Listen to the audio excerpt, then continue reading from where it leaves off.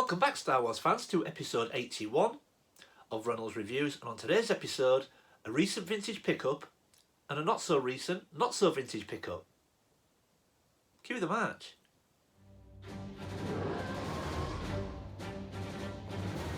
Welcome back, everyone. Now, like I said in the intro, today we're going to take a look at a vintage Star Wars piece that I picked up this week, as well as a non-vintage Star Wars piece that I've had in my collection for around 6 months now, since Christmas.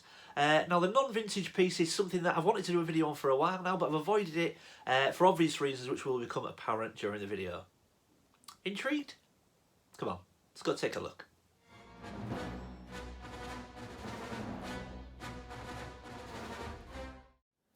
Okay everyone, so this is my vintage pickup that I grabbed this week.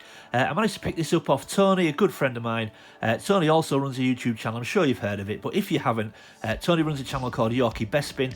Amazing vintage Star Wars pickups on there. You get some unbelievable stuff, as well as an amazing focus on vintage Luke Bespin, as well as other characters as well. If you don't know the channel, guys, check it out.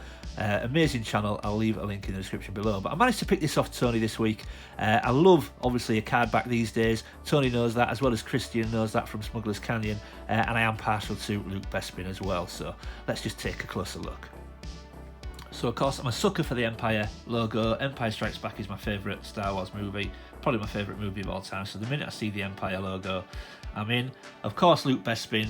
Now that's not my favourite image of Luke Bespin. I prefer the do they call it the shooting around the corner or shooting image of Luke Bespin, but I do love this card as well.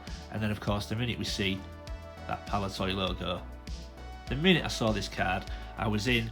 Tony let me have it for a fantastic price, so thank you again Tony. I'm so made up with this, I absolutely love it. Yeah, we are on a 30 back. Now look at that. Now that might put some people off, I've got to admit. I know some people really don't like it when the back is marked. I mean, that is severely marked as well, but honestly I love it. I love it when you see the back's marked, because it shows that the card's had a journey, it's had a life, and it's been in somebody's collection while they've been lovingly collecting these figures and marking them off. Personally, I absolutely love it when you see that. And plus, you don't display the back, do you? So it really doesn't bother me. Like I said, I actually quite like to see that, because it shows that the card's had a life and had a journey. And it makes me wonder about where it's been and who's had it and who's been crossing the figures off as they've been getting them. But yeah, absolutely love this card. So pleased. Like I say, I do have a few Luke Bespin cards. I generally pick them up when I find them at a good price. I can be a bit snobby with my card backs. I generally stick to Luke Bespin and Imperials, so I do love like Stormtrooper cards and Biker Scout cards. Stormtrooper in Hoth gear, I love those cards, especially Tri-Logo cards as well. I have a real soft spot for Tri-Logo cards. So yeah, really pleased with this. Thank you again, Tony. Yeah, really happy with this. So okay, that's the first pickup. Let's go on to my second pickup, the non-vintage pickup.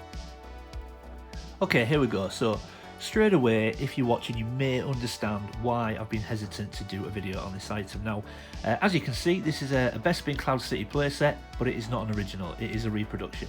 And the reason why I bought this, one, was because it was a ridiculously good price, and two, an original Cloud City playset now is just something that I don't believe I will ever be able to afford to have in my collection. The prices are ridiculous, and of course, as it's a cardboard playset that's 40 years old, it's often absolutely battered.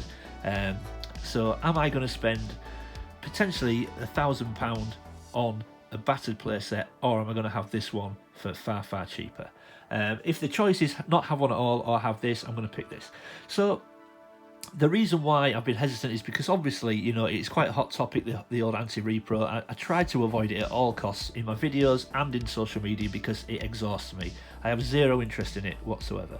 And the way I see it is collect how you want. Now, I know that statement gets thrown around a lot in our community, but I mean that. There are certain items that just will never be able to be in my collection. So if there is something that you cannot afford or you cannot find, but there is a reproduction readily available that is a fraction of the price and will give you that same satisfaction in your collection and make you feel happy every time you look at it and give you exactly what you need from it for a fraction of the cost, buy it.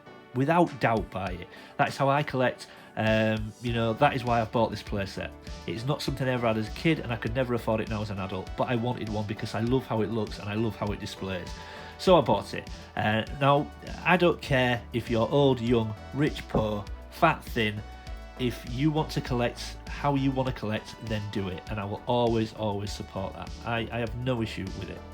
I don't believe financial status should in any way dictate what you can collect. If it's something you love and you can have it and it still makes you feel happy, whether it was there in the 70s and 80s or whether it wasn't, if it still gives you that same warm fuzzy feeling from your childhood, buy it without doubt. Because if the choice is never have it in your collection or have a reproduction for a fraction of the cost that will still make you happy, then buy the reproduction.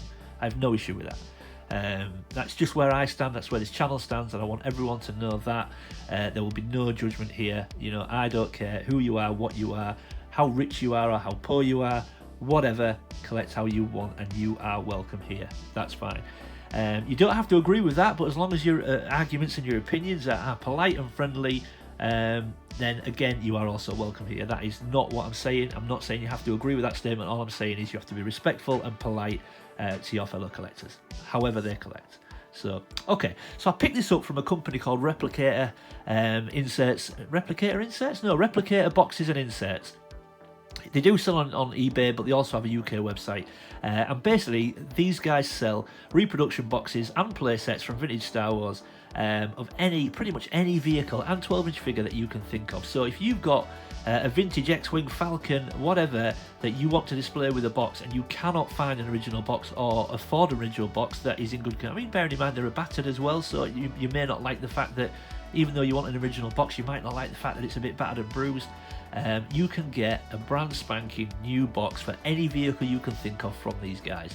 And if the fact that the reproduction doesn't bother you, then I would definitely recommend you take a look. They do everything.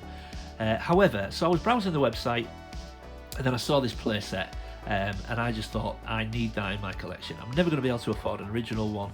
And when that's the case, I have absolutely zero issue with buying reproduction. The colour scheme is slightly different to this one, to the original. The skyline is a little bit different in colour. I think it's a little bit paler than the original. But the biggest difference is this section here. Now, I believe this is meant to be like the dining room or the dining hall where Han and the gang are loaded into the trap and Vader's there waiting for them.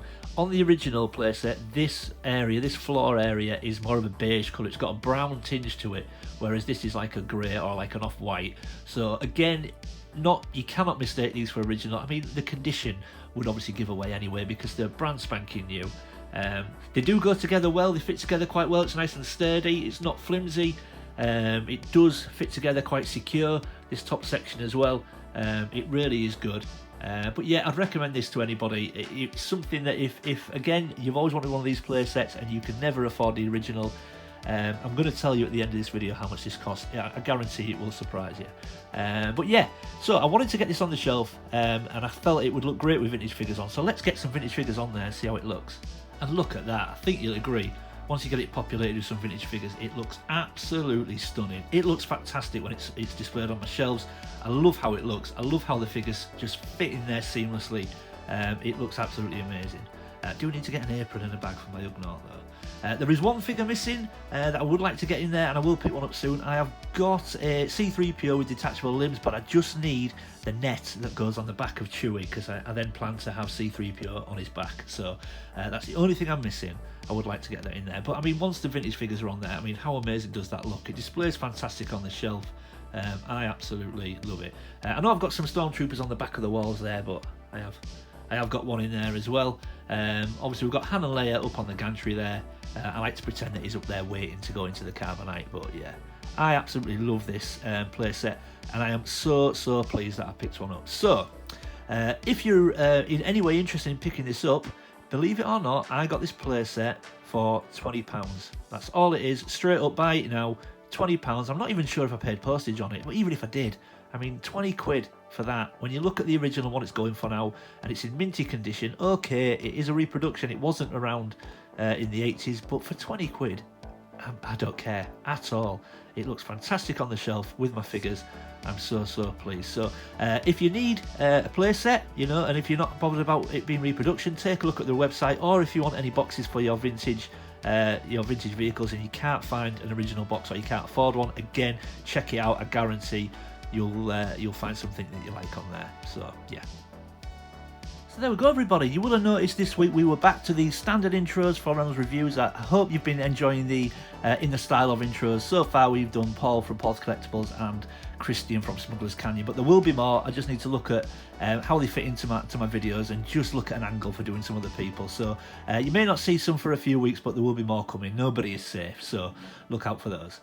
But there we go. I hope you agree that there were some good pickups. I hope you enjoyed the video. If you're new to the channel, thanks for stopping by. I hope you'll consider leaving a like and subscribing. And if you're an existing viewer, an existing subscriber, thank you for sticking with me, guys. I really do appreciate every single one of you. Leave any comments or questions in the comment section below. You know how this works now, guys. I reply to everybody. And as always, keep collecting. I'll see you next time.